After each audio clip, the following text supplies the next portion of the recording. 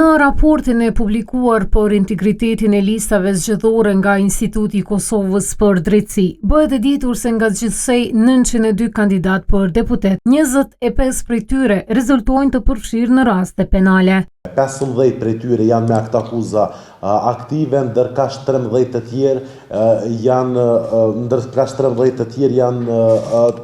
janë persona të cilat në të kaluarën kanë posur dënime penale. Ndërkësh janë evidentuar edhe 3 raste, 3 kandidatë të cilët përpos akt akuzës aktive në të njëjtën kohë kanë edhe dënime penale. Në raport thuhet se numrin më të madh të kandidatëve me probleme me ligjin e ka lëvizja vetvendosi me gjithsej 13 kandidat, e pasaj renditet Aleanca për Ardhmërinë e Kosovës.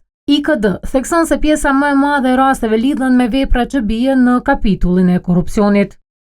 OKë dhe lista srpska kanë nga 3 kandidatë të cilët kanë probleme me ligjin, që përbën 0.83% të listës përgjithshme, KDDP-ja me 2 kandidatë që përbën 0.22% të listës së përgjithshme, ndërkësh 4 subjekte të tjera kanë të përfshirë nga 1 kandidat i cili ka probleme me ligjin. Nga ky institut u tha se edhe në rastet kur nuk ekzistojnë kufizime ligjore për kandidim, partitë politike duhet të tregojnë kujdes më të madh në përzgjedhjen e kandidatëve.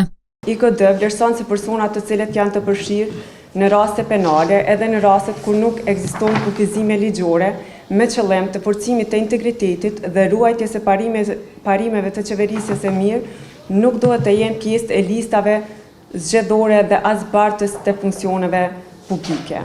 Kësaj IKD-ja u bëri thirrje qytetarëve që të tregojnë kujdes në votim dhe të mos mbështesin kandidatë që kanë probleme me ligjin, duke theksuar se integriteti i institucioneve nis nga integriteti i përfaqësuesve që zgjidhen në kuvend.